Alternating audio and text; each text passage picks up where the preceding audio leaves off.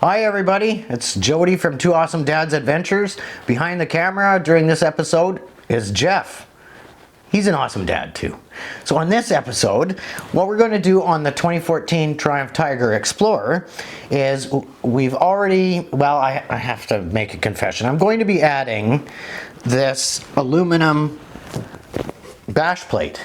Now and the confession is this, I've already taken the small little plastic one that came stock off, and I put this on about 6 months ago. And if you can actually see what has transpired here in just 6 months of riding, and that's, you know, most of this is off-road, and 6 months of riding was not all Washington BDR. But this is heavily pitted, and there's actually quite a big bash in this side of the bash plate, of all things. Now that could have translated to damage to my exhaust or the bottom of my engine, my oil filter, and caused me great grief. Would have been a bad day. So what we're going to do in this episode is show you how easy it is to put on this aluminum bash guard. This is from Carter. I obtained it through International Motorcycle Company. Outside of Victoria, British Columbia. They have a Triumph dealership, and I got a great deal. The price point was just over a little over $200 on this. Very easy to put on, a little bit complicated with the spacers and the size of the bolts, but we're going to show you how to do that, and it's going to be easy peasy.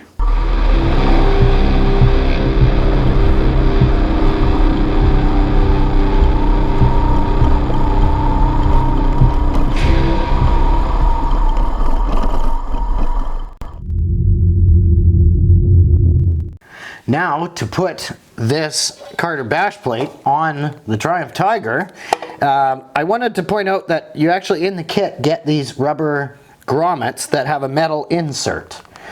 And that's what your bolt and washer are going to end up going through.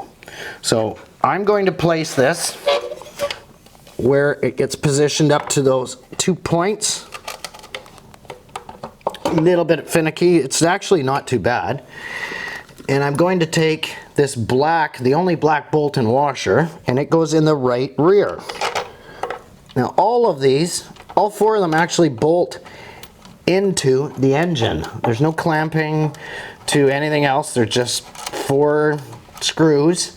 The tricky part is that each of them they're either different size bolts or they have different size washers because the bash plate is quite square shaped, and yet the engine has different points for it to go into. Here I have my right front bolt and washer, and this is the one with the tiny spacer. This is where things get a little tricky and you could use another hand. What I've done in the past is I put the bolt in first and just kind of felt around to get the spacer in place. Made sure that got pushed through, which I just missed. And that fell down.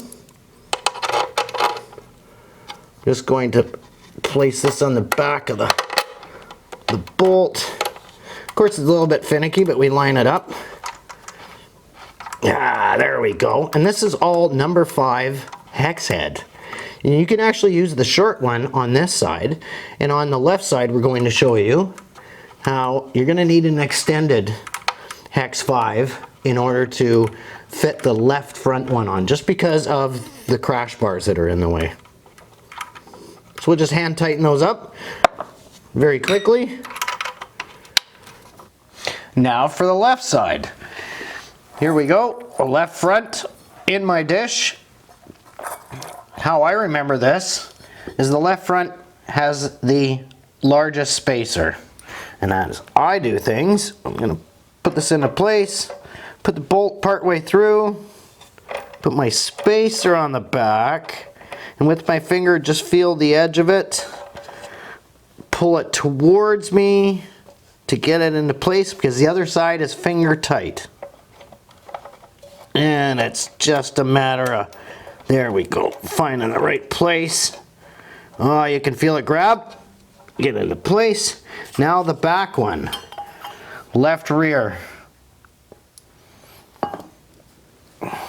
Bolt with the washer into place. This is a bit finicky because of the lower crash bar.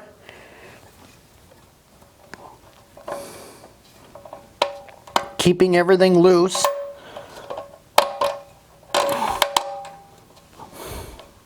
Allows me, hopefully, to put the spacer in place. There we go.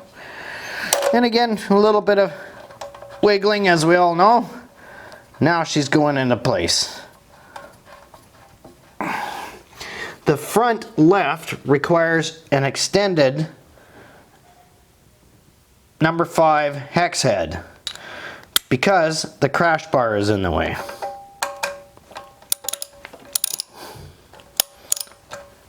We'll tighten this up.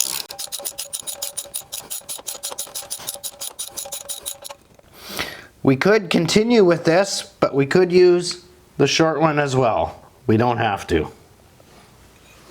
Moving to the back one.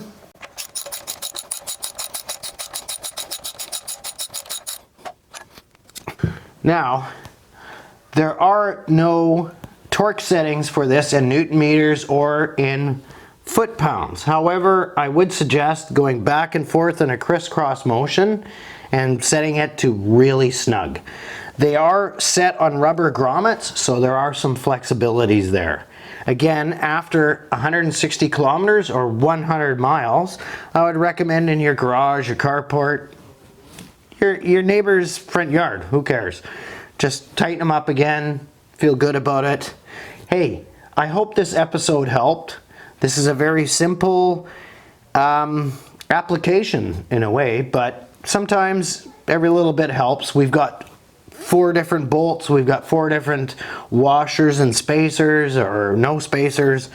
It can be a bit of a problem. I hope this helped. Please like and subscribe. Hit that little bell so you get notifications after you've subscribed so that you know when we've sent out other videos. And please comment and leave us some suggestions. We would really appreciate that. So I hope you enjoyed this, and we'll see you on the next episode. Thank you.